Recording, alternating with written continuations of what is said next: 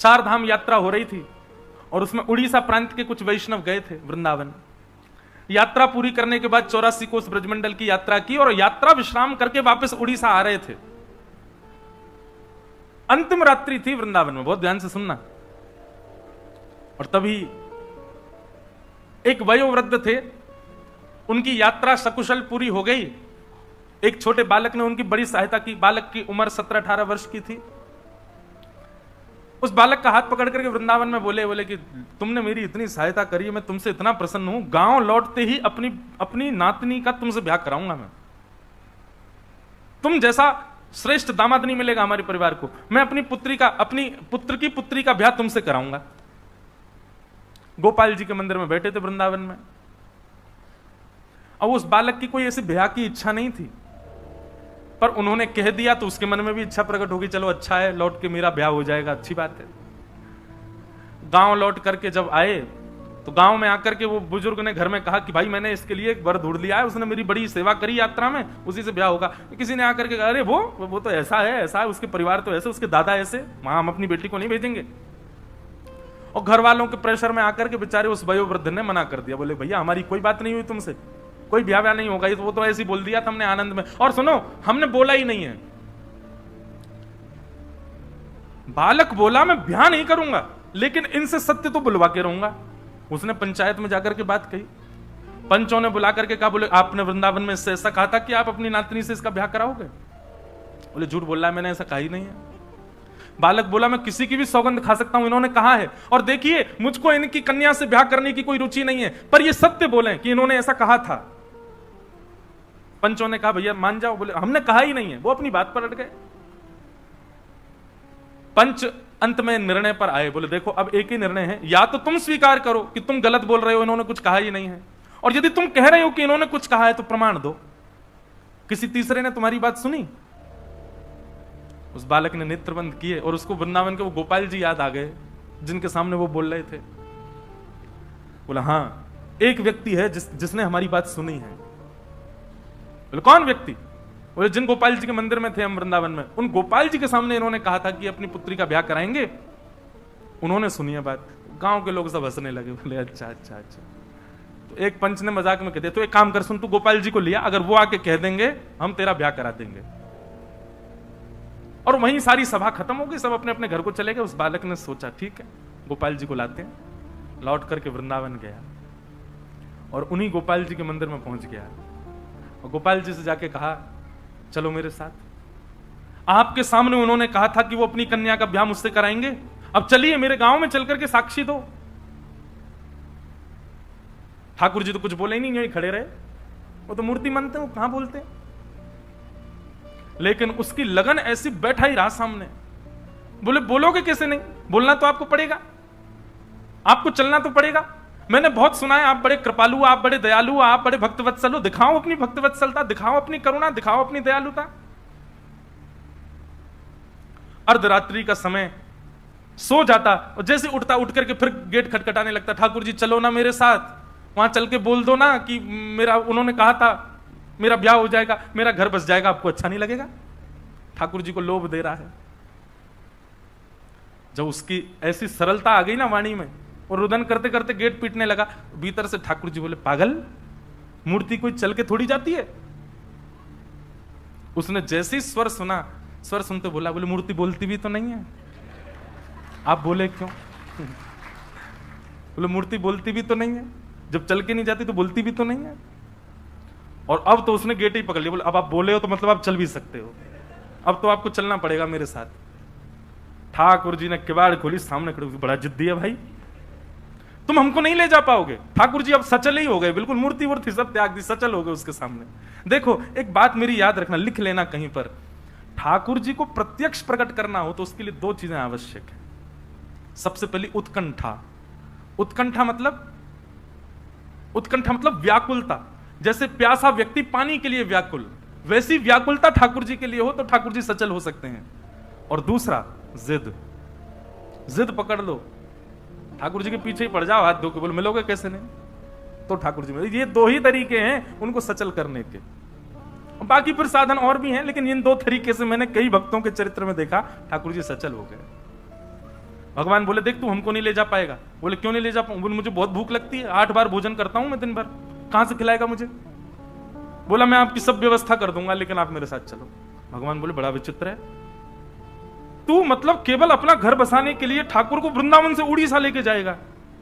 बोले नहीं कर सकते आप मेरे लिए, आपके लिए कौन सी बड़ी बात। आप जब वैकुंठ से आ सकते हो गजेंद्र की रक्षा करने, मेरे लिए उड़ीसा तक नहीं जा सकते? वैकुंठ से पृथ्वी की दूरी ज्यादा है कि यहाँ वृंदावन से उड़ीसा दूर ज्यादा है? ठाकुर जी बोले हर बात का तर्क है तेरे पास में, मैं आपकी सारी व्यवस्था कर दूंगा, भोजन प्रसाद सब मिल जाएगा नाथ, लेकिन मेरे संग चलो। उसके भाव से, उसकी सरलता से, उसकी जिद से ठाकुर जी इतने प्रसन्न हो गए। मुझे बात कहते कहते कभी मैं बड़ा भावुक हो जाता हूं कि जिस वृंदावन को ठाकुर जी कभी नहीं त्यागते, अपने कई वैष्णव भक्तों के प्रेम के लिए ठाकुर जी ने ब्रज तक को त्यागा है। और श्री गोपाल जी चल पड़े, बस एक नियम दे दिया, बोले पीछे मुड़ करके मत देखना, जब चल रहे होंगे, जब भोग लगाना होगा हमेशा हम कुछ आवाज कर देंगे, तुम रुक जाना, भोग बनाना पवा देना, लेकिन जब चलने की बारी आए तो पीछे मत देखना। ठाकुर जी, वैष्णव ने पूछा जान सकता हूं क्यों? ठाकुर जी बोले ललित गति विलास वल्गुहास प्रणय निरीक्षण कल्पितो रुमान। हम ललित गति से चलते हैं, हमारी चाल ऐसी है कि कोई और हमको निहारे तो हमको लज्जा आ जाती है, हमको शर्म आती है, हमको कोई देखे तो हम उछलते कूदते बाकी अदा से कभी कैसे चलते हैं। और बोले कहीं अगर तुमने हमारी ललित गति का दर्शन कर लिया तो तुम किसी और को देख ही नहीं पाओगे, घरवर नहीं बस पाएगा तुम्हारा फिर, इसलिए तुम पीछे मत देखना। ठीक है, चलने लगे। चलते चलते पूरा रास्ता सफर तय कर लिया, भोजन प्रसाद पाते दोनों भक्त भगवान चल करके उड़ीसा प्रांत में आ गए। जैसे ही उस गांव में पहुंचे जहां का वो व्यक्ति था, वहीं पास के समुद्र के किनारे चलने लगे। ठाकुर जी की पाजेबों की आवाज से उसको अनुभव होता था कि ठाकुर जी पीछे चल रहे हैं, लेकिन समुद्र की रेत जैसे ठाकुर जी के पायलों में भर गई तो आवाज आनी बंद हो गई। उसको संशय हुआ कि ठाकुर जी कहीं रुक तो नहीं गए, और तब तुरंत उसने पीछे देखा, ठाकुर जी ललित गति से खड़े थे, वैसे ही खड़े रह गए। बोले अब नहीं जाऊंगा, तेरे से मना करी थी पीछे मत देखना। बोले आपकी आवाज नहीं आई पैरों की, पायलों की, इसलिए देखा मैंने। भगवान बोले अब जो भी हो, अब इससे आगे नहीं जाऊंगा, 2 किलोमीटर रह गया मेरा गांव, 2-3 किलोमीटर ही तो है बस, चल दो गुरु। ठाकुर जी बोले भले आदमी, तेरे लिए हम इतने किलोमीटर चल के आ गए, तो गांव वालों को 2 किलोमीटर इधर लिया, यहां पे लिया। दौड़ा दौड़ा गया, सारे पंच और सारे गांव वासियों को बोला, बोले चलो चलो चलो, गोपाल जी आ गए, गोपाल जी आ गए, साक्षी देने गोपाल जी आए। गांव वालों को लगा क्या पागलपन है इसका, इतने महीनों बाद आया और यूं कह रहा गोपाल जी आ गए। गांव वालों ने जाकर के देखा, समुद्र के किनारे सुंदर एक निकुंज वन में त्रिभंग लली श्याम सुंदर प्रत्यक्ष खड़े हैं और अपनी आंखों की पलकें झपका रहे हैं। देख करके वहीं सब नतमस्तक हो गए। ठाकुर जी ने साक्षी दी कि हाँ, मेरे मंदिर में इन बुजुर्ग महापुरुष ने इनको वचन दिया था कि गांव जाकर के ये अपनी कन्या का विवाह इससे कराएंगे। और गांव के लोग तो रोने लगे, नेत्रों में आंसू भराए सबके, और ठाकुर जी मूर्तिमंत हो गए, उसके ऊपर कृपा की। और भी प्रसंग साक्षी गोपाल भगवान के आते हैं कि जब साक्षी गोपाल भगवान आ गए तो पंडा पुजारी सब सोचने लगे अब इनके लिए मंदिर बने तब तक कहां रहेंगे। ठाकुर जी बोले इनको एक काम करो, जगन्नाथ मंदिर में विराजमान करे आओ। ऐसी कथा सुनी है मैंने, तो उनको श्री जगन्नाथ मंदिर में विराजमान करवा दिया। और जैसे ही वो जगन्नाथ मंदिर में विराजमान हुए, 1 सप्ताह के अंदर श्री जगन्नाथ जी पतले हो गए। ये जगन्नाथ जी, पुजारी जी बोले ठाकुर जी कमजोर से लग रहे हो। ठाकुर जी बोले क्या करें, आजकल भोजन मिलता ही नहीं हमको। बोले क्यों? बोले नया ठाकुर आया, साक्षी को सबरा भोजन खा जाता है। मां सुदर्शन जी बेचारे 5 दिन से भूखे, वो बलराम जी का भी खा जाता है, सुभद्रा जी का, सबरा अकेला पा जाता है। और हम लोगों को कहता खबरदार जो छुआ तो, तुम लोग तो भोग धर के कपाट बंद करके चले जाते हो, पूरे भोजन पर अकेले उसी का राज रहता है। तब राजा ने जल्दी जल्दी साक्षी गोपाल जी का मंदिर बनवाया और उनको वहां विराजमान करवाया। अब देखो कैसा विलास है ठाकुर जी का। जगन्नाथ जी भी वही गोपाल जी हैं, साक्षी गोपाल भी वही गोपाल जी, लेकिन विलास है ठाकुर जी का, इसलिए वो पूर्ण स्वतंत्र हैं। और भी लीला है साक्षी गोपाल भगवान की। फिर वहां के पुजारी जी थे, उनके पुजारी जी की कन्या से उन्होंने विवाह, उसके चित्त में प्रेम प्रकट हो गया। वो ठाकुर जी के पास जाती, रात भर नृत्य करती, और ठाकुर जी ने फिर उसको अपने आप में विलीन किया। ऐसी भी एक लीला आती है। तो हम क्या कह रहे थे, किस विषय में ये बात कह रहे थे? वैद्यम वास्तवमत्र वस्तु शिवदम कथा सुनने के बाद ठाकुर जी से आपको कोई ना कोई संबंध का अनुभव होने लग जाए तो समझो आपने कथा सुनी। विचार करके नहीं कि पुत्र मानूं कि सखा मानूं। आप जगन्नाथ जी को देखो और जगन्नाथ जी को देख करके दर्शन की विधा यही होती है कि ठाकुर जी को देखते देखते ये अनुभव करो कि मुझे कौन सा संबंध दिख रहा है। विचार करके नहीं कि ये मेरे पुत्र हैं, ये मेरे सखा हैं। आप अपनी तरफ से प्रस्तावित मत करो, ठाकुर जी को बोलने दो कि मैं तुम्हारा ये हूं, और वो संबंध ठाकुर जी से मानो। ठाकुर जी को देख के क्या भाव उत्पन्न होता है, कभी पूछिए अपने चित्त से। आपको उनके प्रति गुरु भाव आता है, उनके प्रति भगवत भाव आता है, उनके प्रति सखा का भाव आता है, उनके प्रति प्रियतम का भाव, क्या भाव आता है? मीराबाई का प्रियतम भाव है, सूरदास जी महाराज का लाल भाव है, नन्हे से लाला है, गोस्वामी जी महाराज का गुरु भाव है। आप अपने मन से मत बनाओ, ठाकुर जी के स्वरूप। अब की बार जगन्नाथपुरी जाओ और श्री जगन्नाथ जी को देख करके उनके रूप श्रृंगार में मत अटके रहो।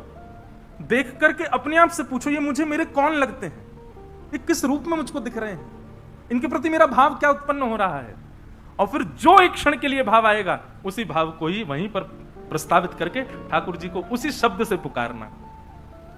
जो भाव लगे ठाकुर जी के प्रति उसी शब्द का उच्चारण कर देना। सखा, गुरु, पुत्र, पिता, प्रियतम।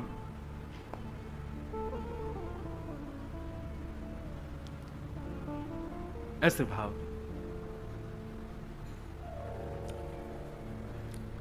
ऐसे ऐसे सखाओं, ऐसे ऐसे भक्तों के चरित्र आए हैं, ठाकुर जी को जीजा जी बोलते हैं। ठाकुर जी कौन? बोले हमारी जीजा जी हैं।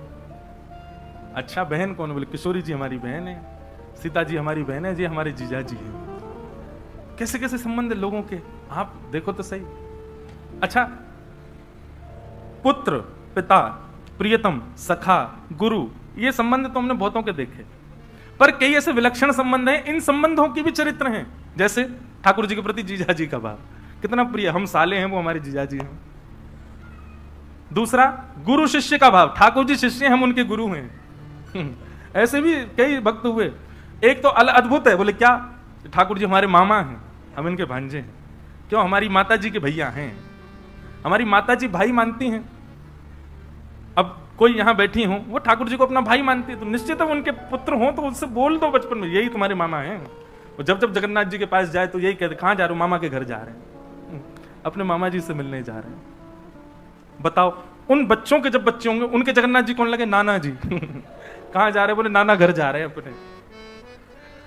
कितना प्रिय लगेगा इस सुनने में। और वास्तव में आप विश्वास मानिए, मैं व्यासपीठ पर बैठ करके कहूं, मेरी बात निरर्थक ना हो, आप भूल जाओगे संबंध, लेकिन ठाकुर जी निभाएंगे। जब ठाकुर जी को पता चलेगा मेरा देवता आ रहा है, हम नाना जी बने बैठे हैं, उसके लिए अपने आप ही व्यवस्था ठाकुर जी कर देंगे, भोजन प्रसाद आदि सब चीज की। और कई ऐसे भक्त चरित्रों में आता है, स्वामी श्री हरदास जी महाराज का एक चरित्र ग्रंथावली पढ़ी थी, उसमें ऐसा वर्णन था कि ठाकुर जी से जो संबंध बनाता है वो जब ठाकुर जी से मिलने के लिए जाता है, तो अब तो ऐसा नहीं, पर प्राचीन काल में ऐसा था कि श्री जगन्नाथ महाप्रभु अपनी ब्रह्म वेदी पर ऐसे झूमते हुए मिलते थे सुबह मंगला में।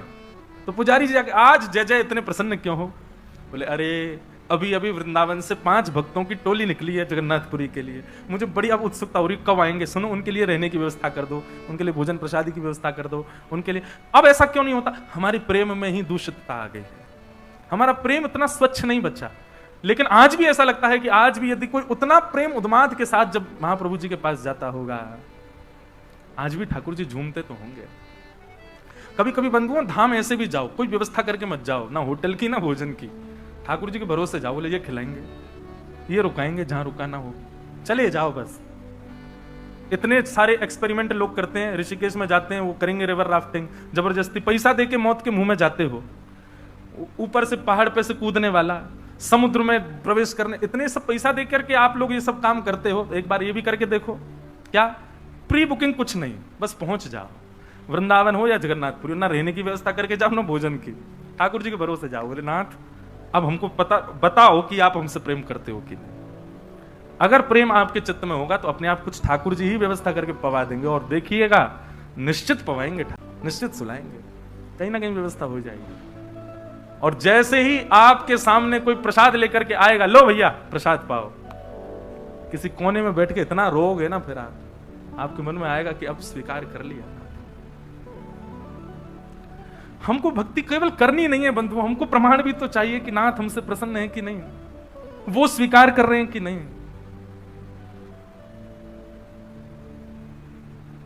मेरा नाथ तू है, मेरा नाथ तू है, नहीं मैं अकेला, मेरे साथ तू है।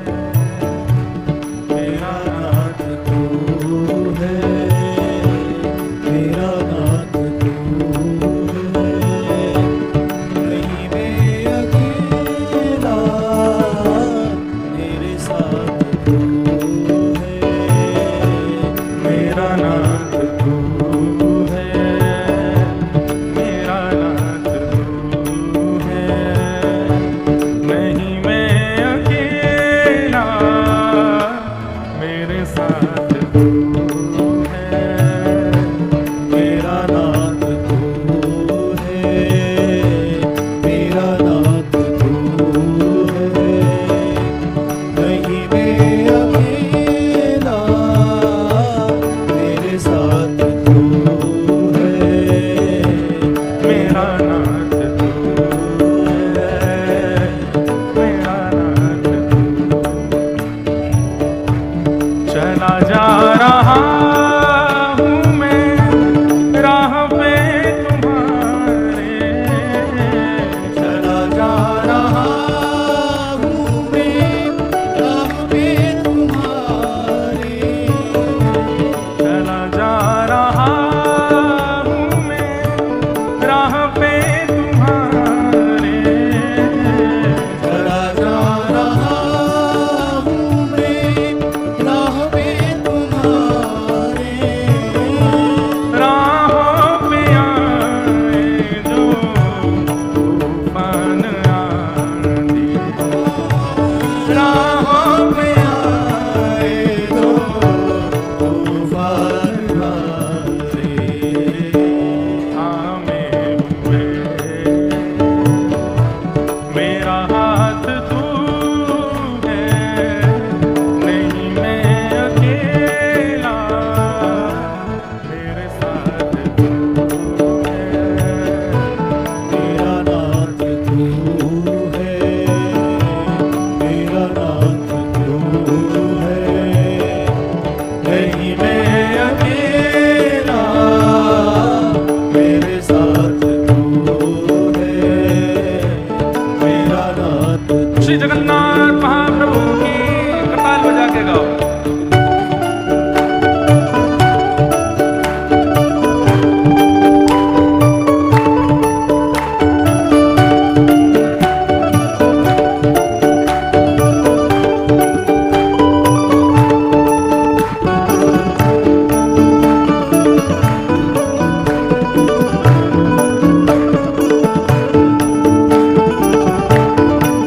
श्री राधा वल्लभ लाल की।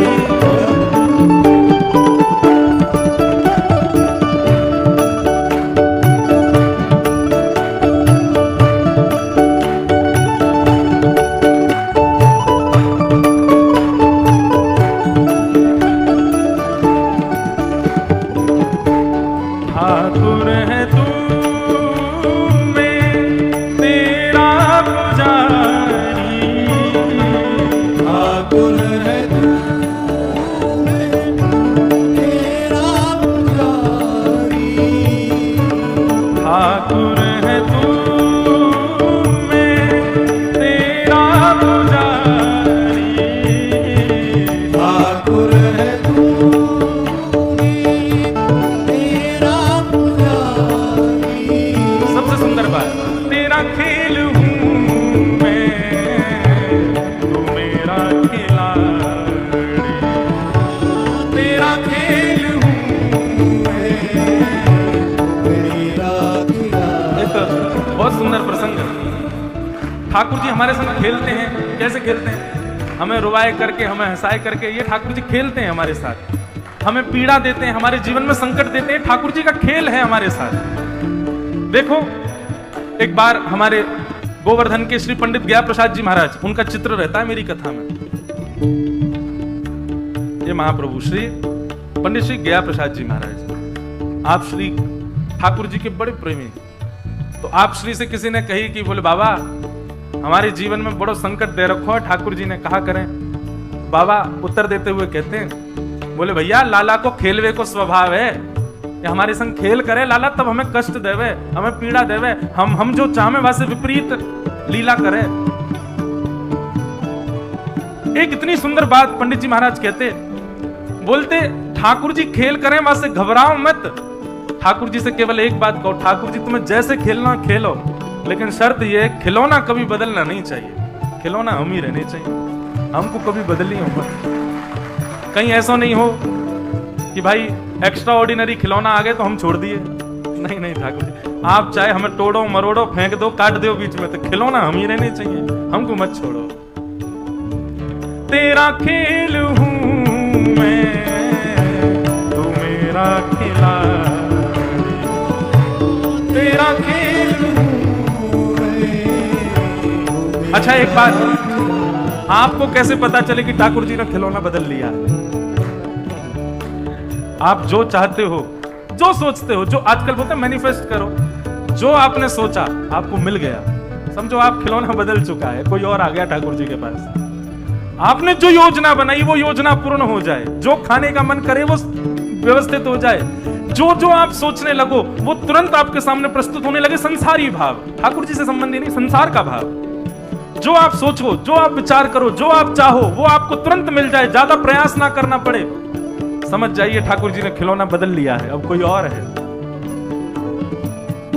लेकिन आप चाह रहे हो आज तो पाव भाजी मिलनी चाहिए, हे ठाकुर जी कहीं से खिलवा दो। लेकिन माँ ने कान पकड़ ली, बोले तुझे आज करेला ही खवाऊंगी मैं, करेला ही खा। समझ, हाँ अभी खिलौना हम ही हैं। सोच रहे थे कि वहां घूमने जाएंगे, फ्लाइट ही कैंसिल हो गई, रद्द हो गई महाराज, बर्फ गिर गई ज्यादा, रास्ते बंद हो गए, ब्लॉक हो गए, नहीं जा सकते। खिलौना हम ही हैं। जो सोचते हैं, जो विचार करते हैं, संसार का भाव वो पूर्ण ना हो एक बार में, कोई ना कोई रुकावट आवे, अड़चन आवे एक बार के लिए, तो समझ जाना खिलौना आप ही हो। लेकिन बिना किसी अड़चन के और जो चाहो वो मिल जाए संसार में, समझ जाना खिलौना बदल गया है। ठाकुर है तू मैं तेरा पुजारी, ठाकुर है तेरा पुजारी, ओ तेरा खेल हूं मैं तू मेरा खिलाड़ी, तेरा खेल हूं मैं तू मेरा खिलाड़ी। मेरी जिंदगी की हर एक बात तू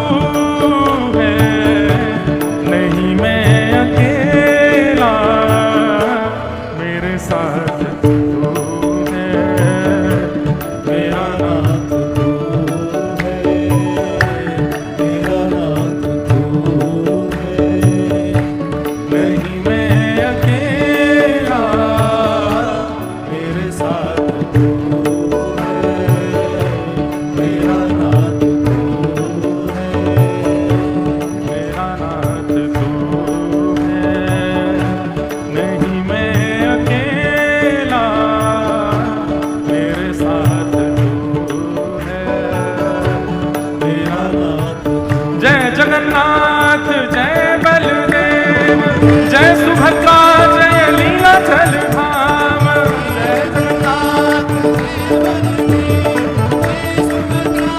सब लोग आओ। जय जगन्नाथ जय बलदेव, जय सुभद्रा जय लीलाचल धाम। आवाज नहीं आ रही है, जोर से गाओ।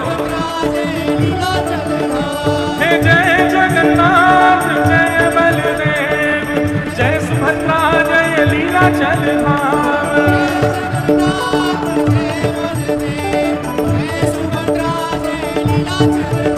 जय जगन्नाथ जय बलदेव, जय सुभद्रा जय लीलाचल धाम।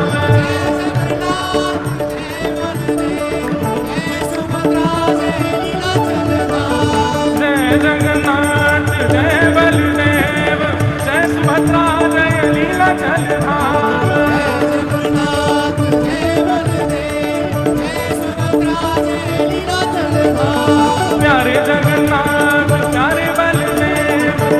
प्यारी सुभद्रा प्यारो लीला चल धाम। प्यारे बलदेव प्यारी सुभद्रा प्यारी लीला चल धाम। प्यारे जगन्नाथ प्यारो बलदेव प्यारी सुभद्रा प्यारो लीला चल धाम। प्यारे बलदेव प्यारी सुभद्रा प्यारी लीला चल धाम। प्यारो जगन्नाथ प्यारो बलदेव प्यारी सुभद्रा प्यारो लीला चल धाम।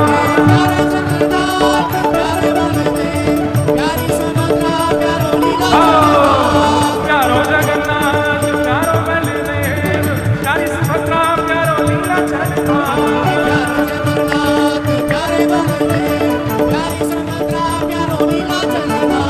प्यारो जगन्नाथ प्यारो बलदेव प्यारी सुभद्रा प्यारो लीला चल धाम। श्री जगन्नाथ महाप्रभु की जय जय।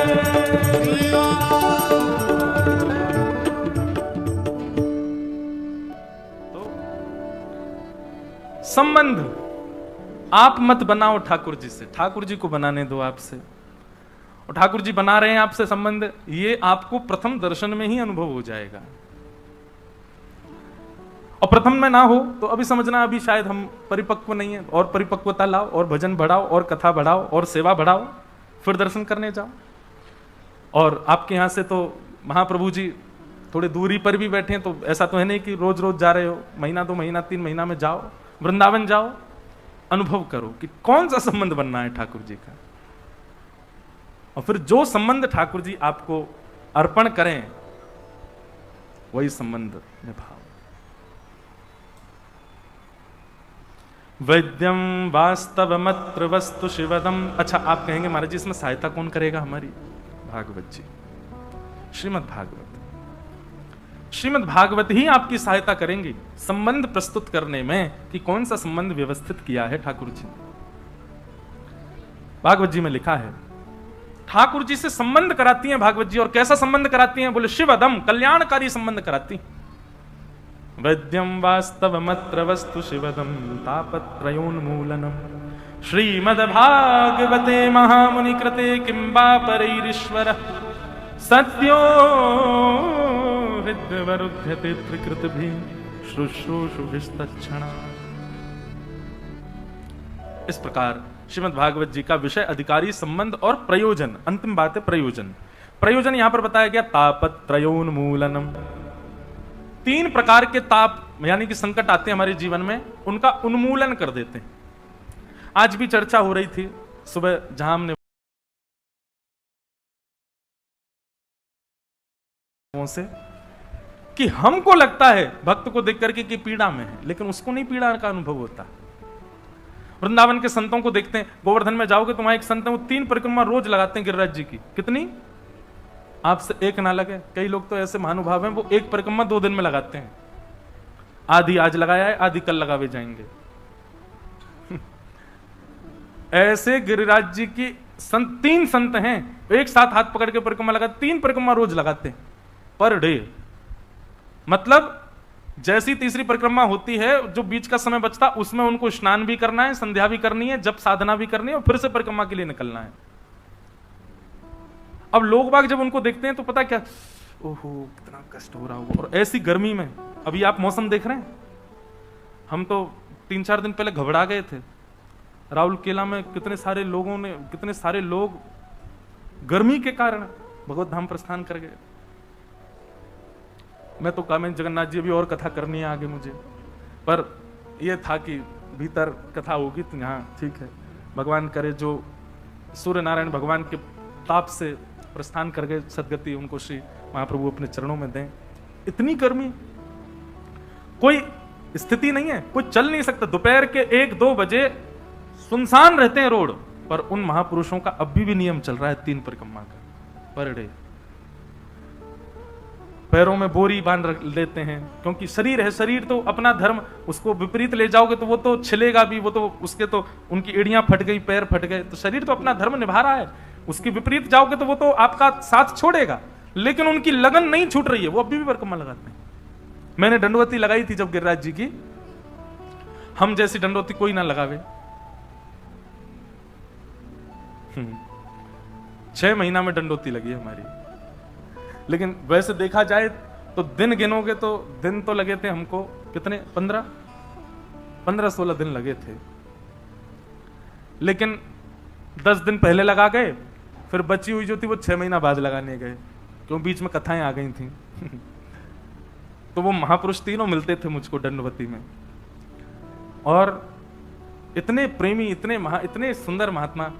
मैं दंडवती लगाता था तो कभी ना कभी तो मिल ही जाते थे, कहीं ना कहीं उनकी परिक्रमा तो चलती रहती है।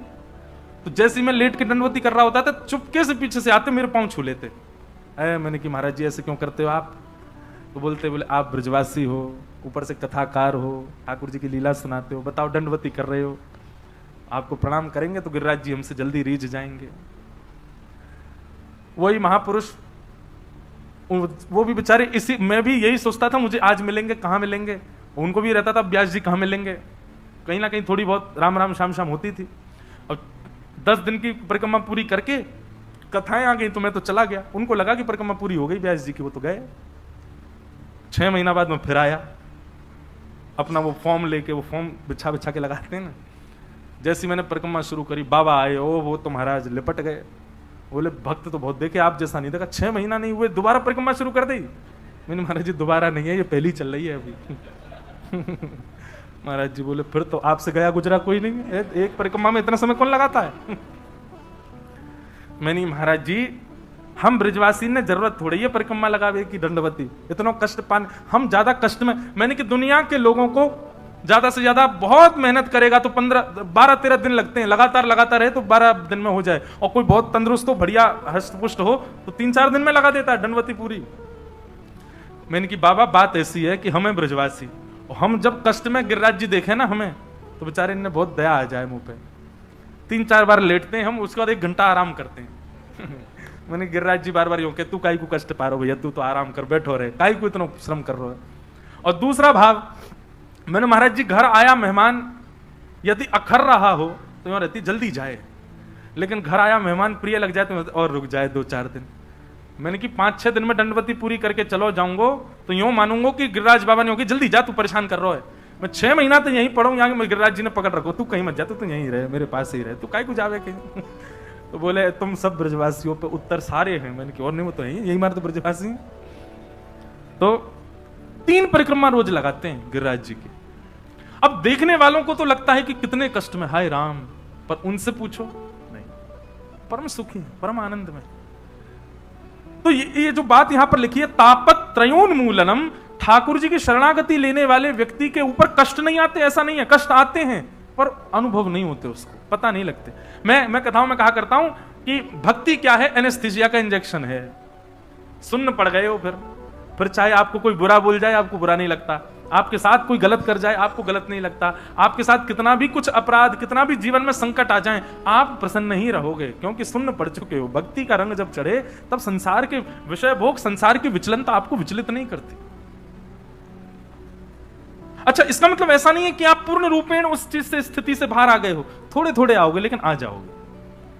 जैसे कोई बहुत बड़ा काम महीनों से रुका हुआ अचानक से वो निरस्त ही हो गया, हुआ ही नहीं, खत्म ही हो गया पूर्ण रूपेण। अब संसारी व्यक्ति होगा ना, वो तो टूट जाएगा, डिप्रेशन में चला जाएगा और हो सकता है आत्महत्या भी कर ले।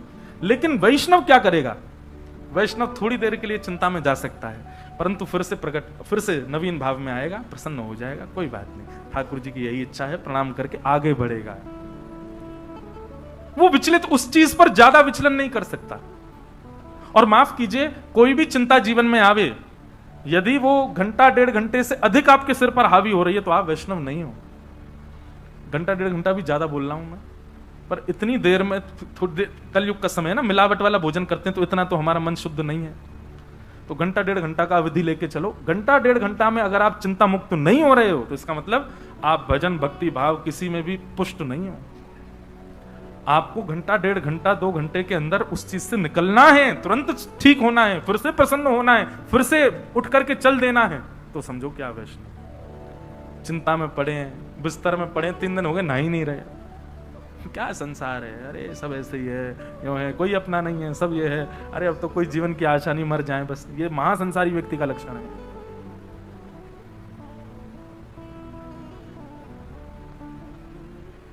तो तापत्रयोन्मूलनम, 3 प्रकार के तापों का उन्मूलन करते। श्री महाप्रभु जगन्नाथ जी भी 15 दिन के लिए कष्ट में जाते हैं। ठाकुर जी को कष्ट नहीं होता। अब देखो यहां भी नियम तोड़ दिया ठाकुर जी ने। ठाकुर जी को किस बात का कष्ट हो सकता है? परंतु अपने भक्त के भाव को अपने ऊपर धारण करने के लिए ठाकुर जी पीड़ा में चले जाते हैं। और उसके पीछे एक और बात है कि महाप्रभु जगन्नाथ जी कभी एकादशी व्रत नहीं करते। क्यों? ठाकुर जी एक संग व्रत कर लेते हैं, सारा साल भर के सबरे व्रत एक संग कर लेते हैं। बड़े चतुर हैं ठाकुर जी। हमसे तो कहेंगे एकादशी उल्टी टंगी है हमारे यहाँ व्रत नहीं। वो स्कंद पुराण में लिखा है कि एकादशी वाले दिन तो आकंठ भोजन करना चाहिए, मतलब और दिन से ज्यादा भोजन करना चाहिए जगन्नाथपुरी में। लेकिन एक बात बहुत सुंदर, बहुत ध्यान से सुनिएगा। एकादशी के दिन यदि आप जगन्नाथपुरी में हो तो वहां सबसे पूछते मत डोलो महाप्रसाद पाले, यहां तो लगती नहीं ना एकादशी। यहां तो इसका मतलब क्या है? आपके अंदर ये दोष बुद्धि है कि वो चावल है। वो चावल नहीं है, वो महाप्रसाद है, गोविंद है। महाप्रभु श्री चैतन्य महाप्रभु कहते हैं वो साक्षात गोविंद हैं। आप उनके प्रति ये भाव रखो ही मत कि अन्न है। और एक बात कहूं मैं आपसे, आप अन्यथा मत ली, कोई अगर मेरा आक्षेप करे तो क्षमा हाथ जोड़ करके, पर एकादशी का दिन हो और कहीं मंदिर का कोई प्रसाद आ जाए, उसके प्रति अन्न भाव मत रखो। चाहे तिनका लो लेकिन लीजिए, और प्रसाद मान करके लीजिए। आप उसको साक्षात गोविंद मान करके लीजिए। एकादशी के दिन जब ये कहते रहते हैं यहां तो एकादशी है ना, यहां तो चल जाता है ना, यहां तो पा लेते हैं ना प्रसाद, यहां तो हो जाता है ना, इसका मतलब क्या है? आपके मन में ये भाव है कि अन्न है। अन्न की भावना रखनी नहीं है वहां पर। वो साक्षात प्रसाद है, वो ठाकुर जी ही हैं। एकमात्र जगन्नाथपुरी ऐसा है जहां पर ठाकुर जी सबके भीतर प्रवेश करते हैं महाप्रसाद के रूप में। इसलिए एकादशी का दिन है और आप यदि जगन्नाथपुरी में हो तो 2 भावना रखो महाप्रसाद के प्रति। या तो ये गोविंद है और गोविंद को स्वीकार करने में कैसा भाव, और दूसरा भाव ये रखो कि ये फलाहार ही है, हम फलाहार ही पा रहे हैं। ठाकुर जी के मुख का अधरामृत है, ये फलाहार से भी श्रेष्ठ है। इसलिए स्कंद पुराण में लिखा है कि बाकी के दिन जितना पाते हो उससे दुगना पाओ एकादशी के दिन। कहां? पुरी में। अच्छा, एक दूसरा नियम और बनाइए। आप जगन्नाथपुरी जाते हैं, अन्य अन्य धामों की तो अब सब जगह व्यवस्था जैसी हो, पर जगन्नाथपुरी में तो यह संभव हो सकता है और कुछ पाना ही नहीं है। बाल भोग भी महाप्रसाद, राजभोग भी महाप्रसाद और रात्रि भोग भी महाप्रसाद। ठाकुर जी का अधरामृत ही पाना है, बाहर का कुछ सेवन नहीं करना है, वही पाओ। ये नियम हमने तो अभी तक रखा है जगन्नाथपुरी में। वहां जाते हैं कुछ नहीं पाए, कहीं रुकें, होटल में रुकें, आश्रम में रुकें, कहीं रुकें, प्रसाद मंदिर का ही पाएंगे। और सबको सुलभ है, सबको मिलता है। ऐसा भी नहीं कि किसी को बहुत परिश्रम करना पड़ता हो, सबको मिलता है, वही पाओ। महाप्रसाद के बड़े नियम हैं। ऊपर बैठ के नहीं पाना चाहिए, थाली में नहीं पाना चाहिए, आसन पर बैठ के नहीं पाना चाहिए, और एक ही पत्तल में 5 लोग पालें, कोई झूठा नहीं माना जाएगा, सब एक से माने जाएंगे। बल्कि महाप्रसाद का तो नियम ऐसा होता है कि जब महाप्रसाद आ जाए सबको मिलाओ, सबसे पहला ग्रास पास में जो बैठा उसको पवा दो अपने हाथ से। और उसके प्रति ये भाव नहीं अरे इसके मुंह में हाथ चला गया झूठा हो गया, नहीं, वहां अक्षिष्ट होता ही नहीं है। स्कंद पुराण में तो ये तक लिखा है कि आप महाप्रसाद पा रहे हैं, उस समय कोई कुकर सुकर आकर के यदि आपकी थाली में से थोड़ा सा चाट जाए तो उसको भी आप निरर्थक नहीं मान सकते, वो तब भी शुद्ध है। इतनी महिमा महाप्रसाद की। तापत्रयोन्मूलनम श्रीमद्भागवते महामुनि कृते किंबा परैरीश्वरः सद्यो हृदयवरुध्यते कृतिभिः शुश्रूषुभिस्तत्क्षणात्। भागवत जी का 3रा श्लोक। निगम कल्पतरोर्गलितं फलम सुखमुखादमृतद्रव संयुतं पिबत भागवतं रसमालयं मुहुर्हो रसिका भुवि भावुका। 3 श्लोक में क्या बता रहे हैं? श्रीमद् भागवत क्या है? तो कह रहे हैं वेद रूपी कल्प वृक्ष का पका हुआ फल है। आप श्रीमद् भागवत जी को जब भली भांति सुनते हैं तो एक प्रकार से आपने चारों वेदों का रस ले लिया, समस्त पुराणों का रस ले लिया। लोग बाग जो बहुत लड़ाई करते हैं कि हमारे हिंदू वैदिक सनातन धर्म में इतने ग्रंथ क्यों हैं, इतने भाव क्यों हैं, इतने मार्ग क्यों हैं,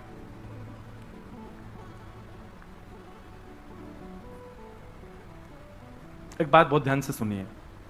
कई लोग आक्षेप करते हैं इतने देवी देवता हिंदू धर्म में क्यों, इतने ग्रंथ पुराण हिंदू धर्म में क्यों। उन लोगों को एक उत्तर दीजिएगा किसी व्यक्ति ने व्यापार शुरू किया, एक दुकान से शुरू किया और 100 साल निकल गए। सिंस लिखा रहता 1985, अभी चला 2024, सिंस 1924, मतलब 100 साल हो गए, लेकिन अभी तक एक दुकान नहीं है उसकी। और किसी व्यक्ति ने व्यापार दुकान से शुरू किया, इस नगर में फैक्ट्री, उस नगर में फैक्ट्री, वहां चले जाओ वहां व्यापार, वहां चले जाओ दुकानें खुली महाराज। दुनिया भर के पूरे विश्व भर में उसने अपने अपने प्लेटफॉर्म खोल दिए, अपने फ्रेंचाइजी डाल दी। श्रेष्ठ किसको मानोगे, जो 100 वर्षों से एक ही दुकान में है या 100 वर्षों में पूरी दुनिया में व्यापक हो गया? तो ऐसा ही मानिए कि हमारे वेदव्यास जी महाराज ने, जिन्होंने इन सब ग्रंथों की रचना की, उन्होंने ग्रंथ की रचना इतनी विस्तार तत्व में कर दी, इतना विस्तार हो गया, इतना उनका बिजनेस फैल गया कि हमारे हिंदू वैदिक सनातन धर्म इतना विशाल हो गया, इतना महान हो गया, इतना विस्तृत हो गया, तो एक जगह स्थिर नहीं है, सब जगह है, सब जगह व्याप्त है। इतने देवी देवता, उसके पीछे भी कारण।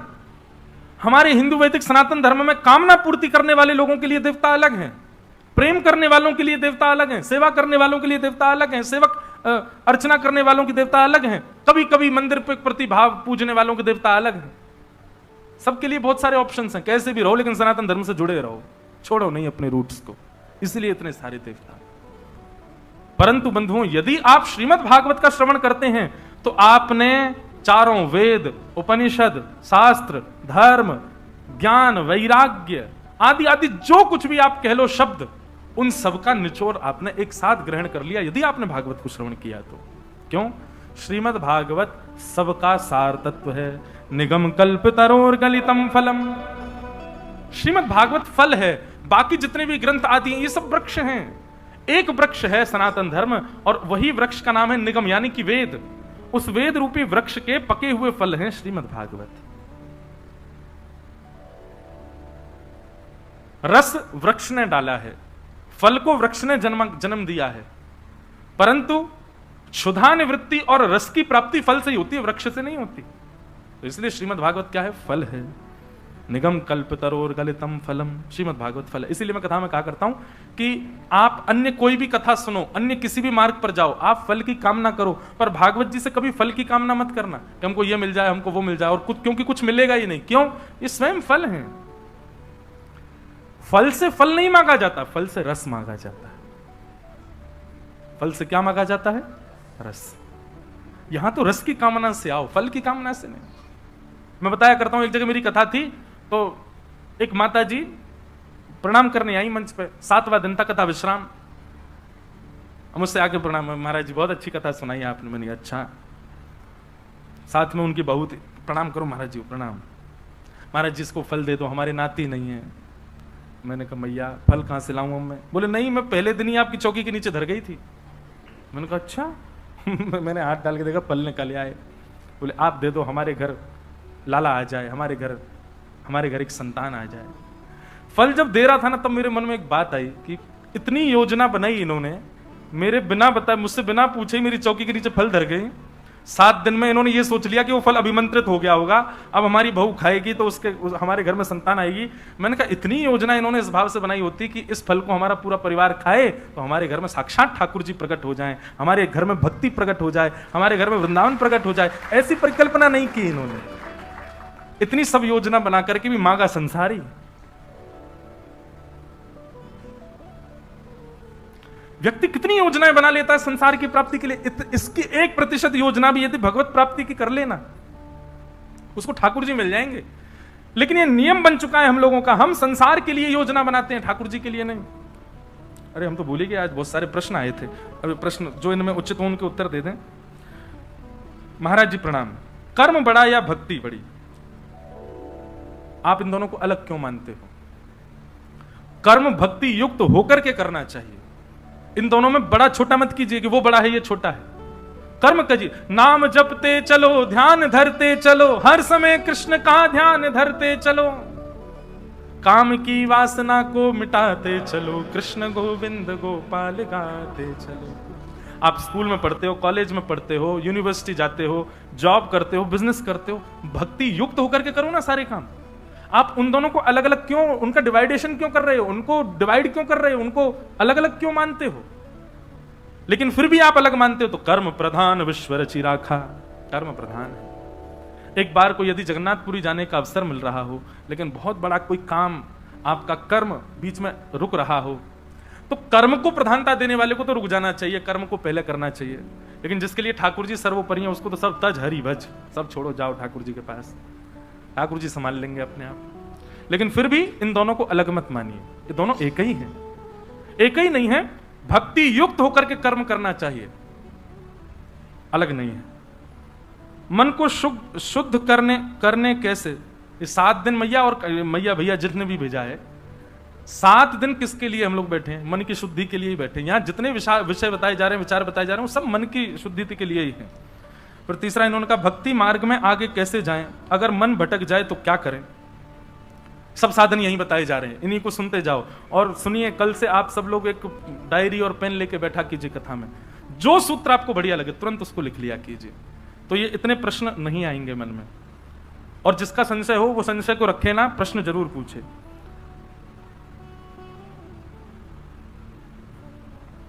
भक्ति से संतुष्ट न होना समझ में आता है, पर व्यापार से संतुष्ट होने वाली बात विस्तार से बताइए। वाह, भक्ति से संतुष्ट नहीं होना चाहिए, यह बात तुम्हारा जी समझ में आ जाती, पर आप कह रहे हो कि व्यापार से संतुष्ट हो जाना चाहिए। इस बात को बताओ। देखो, ये हमने इस परिप्रेक्ष्य में कहा था, जिसके लिए भक्ति प्रधान है, जिसके लिए जो वस्तु प्रधान है उससे कभी संतुष्ट मत हो, इसीलिए उसमें गति प्राप्त करोगे। अगर आप व्यापार में गति प्राप्त करना चाहते हो, उससे संतुष्ट मत हो, लगे रहो लगे रहो लगे रहो। और लगा व्यक्ति तभी रहता है जब संतुष्ट नहीं होता। संतुष्ट हो जाता है तो विश्राम करता है। भोजन करते करते जब संतुष्टि हो जाती तभी हम कहते बस अब नहीं। ऐसे ही जिसको भक्ति मार्ग प्रधान है वो भक्ति में कभी संतुष्ट ना हो। व्यापार मार्ग प्रधान है, व्यापार संतुष्ट, लेकिन जिस मार्ग को आप चुनो उसके अलावा बाकी सबसे फिर संतुष्ट हो जाओ, उससे संतुष्ट मत हो। अगर भक्ति मार्ग आपके लिए सब कुछ है तो फिर परिवार, व्यापार, इन सबसे संतुष्ट रहो। लॉस हो रहा है तो भी संतुष्ट, प्रॉफिट हो रहा है तो भी संतुष्ट। हम तो केवल ठाकुर जी के हैं, हम अच्छा हो बुरा हो हमें उससे कोई मतलब नहीं। फिर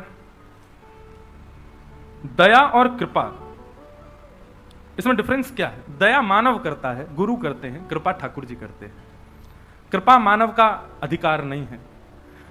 दया किसी के भाव को देख करके की जाती है, पर कृपा ठाकुर जी करते हैं, वो कई बार भाव भी नहीं देखते, कर देते हैं बस।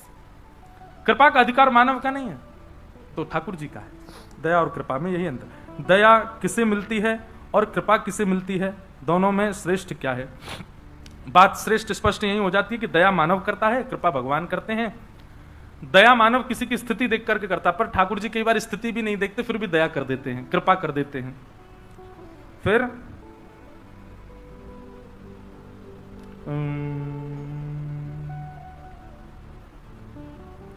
राधा रमण जी की भक्ति में आगे बढ़ना है, मैं क्या करूं? सत्संग सर्वश्रेष्ठ उपाय है। जितना हो सके ठाकुर जी की लीलाओं को श्रवण करो, कथाओं को श्रवण करो, वैष्णव जनों को सुनो। जितना आप सुनेंगे उतना चिंतन बढ़ेगा, उतना भाव बढ़ेगा। फिर धीरे धीरे क्या होगा, आप मानसी सेवा में प्रवेश करने लग जाओगे। आपकी मस्तिष्क ही एक अलग सेवा करने लग जाएगा, उससे अपने आप आपका प्रेम उन्माद बढ़ेगा। फिर आप राहुल केला रहो चाहे कहीं रहो, आपके लिए सब वृंदावन हो जाएगा, सब राधा रमण जी का ही आंगन हो जाएगा। सब जगह जित देखूं उतित श्याममयी है, ऐसी स्थिति हो जाएगी। हम परिवार में रहकर कैसे हरि भजन हरि प्रिय हो सकते हैं? हमारे मन संसारिक लोगों में नहीं लग रहा है, कृपा करके कोई उपाय मतलब हमारा मन संसारिक लोगों में नहीं लग रहा है तो अच्छी बात है। ये तो संसारिक लोगों में ना लगे, पर इनका भाव ये है, मैं समझ गया, इनका भाव ये है कि हमारा संसार में मन लग नहीं रहा, लेकिन परिवार में रह करके भजन करना। कैसे करें? परिवार में मन ही नहीं है, हमारी इच्छा ही नहीं है। देखो, किसी भी बच्चे का स्कूल में मन नहीं लगता, पर वो स्कूल क्यों जाता है? पढ़ना तो है, माता पिता पैसा खर्च कर रहे हैं, बनना तो है। हमको लगता है कि बच्चा हॉस्टल गया, बहुत खुशी, बेचारा खुश नहीं होता, वो उसको याद आती है अपने घर की। किसी को भी अच्छा नहीं लगता हॉस्टल में रहना, और जिन बच्चों को बहुत अच्छा लगता है हॉस्टल में रहना, स्कूल में रहना, वो पता नहीं कहां से आते हैं, वो कोई एंजल ही होते होंगे, हमको तो नहीं लगता। वो बच्चा सबका विद्रोही बन जाता था, जो टीचर के आते बोलता मैम आपने कल एक होमवर्क दिया था, चेक कर लीजिए। उसको सारे बच्चे खींचते, तू तेरे को क्यों जबरदस्ती होती बताने की है। जो ऐसे बच्चे होते हैं जिनको स्कूल बहुत अच्छा लगता है, टीचर्स बहुत अच्छे लगते हैं, काम बहुत अच्छा लगता है, वो सारे बच्चों को अच्छा नहीं लगता। तो स्कूल जाना किसी को प्रिय नहीं होता, पर फिर भी बालक किस बुद्धि से जाता है? व्यापार पे जाना किसी को अच्छा नहीं लगता, पर किस बुद्धि से जाते हैं? वो एक हमारा कर्तव्य है, वो हमको करना है। भक्ति भाव जीवन में आ जाए और उसके बाद संसार ही अच्छा ना लगे, ठाकुर जी की कृपा है, पर फिर भी आपको त्याग नहीं करना है। उसके पीछे कारण है कि अभी समय परिवर्तित हो गया है। अब कलयुग का वो स्थिति चल रही है कि आप यहां पर त्याग नहीं कर सकते। मीराबाई का समय नहीं रहा, अब ये प्राचीन काल का वो समय नहीं रहा है कि आप सब छोड़ करके और सब चले। मीराबाई ने भी, प्रसंग आता है कि मीराबाई ने वर्षों तक अपने ससुराल वालों का भी त्याग नहीं किया, जबकि उनके पतिदेव की मृत्यु हो चुकी थी। उसके बाद भी मीराबाई वहीं रहती थी, इतनी परेशानियां झेलते हुए भी रहती थी। एक दिन जब अति हो गई और बहुत वर्ष निकल गए सहते सहते मीराबाई को, तब एक बार मीराबाई ने गोस्वामी जी को पत्र लिखा, गोस्वामी तुलसीदास जी को, कि मैं क्या करूं, मैं ऐसे परिवार में रहती हूं, मैं इनको छोड़ना नहीं चाहती, मैं इनको त्यागना नहीं चाहती, पर मैं क्या करूं? मेरी भक्ति और मेरे ठाकुर जी के प्रति यदि आक्षेप करने वाला परिवार हो तो ऐसे परिवार के प्रति मैं क्या भावना रखूं? तब गोस्वामी जी ने उत्तर के रूप में चौपाई लिख करके भेजी, जाके ही न राम वैदेही तजियता ही कोटि वैरिसम यद्यपि परम स्नेही। जिसके हृदय में राम जी नहीं है, वैदेही सीता नहीं है, हे मीराबाई, तजियता ही कोटि वैरिसम यद्यपि परम स्नेही, चाहे वो कितना भी स्नेही क्यों ना हो, उसको तुरंत त्याग दो। तब मीराबाई ने गृह त्याग किया। हम उस स्थिति में नहीं पहुंचे, तो इसलिए कर्तव्य मान करके परिवार में रहो। प्रहलाद जी ने त्याग नहीं किया अपने पिताजी का, प्रहलाद जी ने त्याग नहीं किया अपने राक्षस कुल का, वहीं रहे, वहीं रहकर के नरसिंह भगवान को प्रकट कर दिया। इसलिए हमेशा भाग जाना उपाय नहीं होता, रुको, डटो और थोड़ा सौम्य भाव से प्रतीक्षा करो ठाकुर जी की।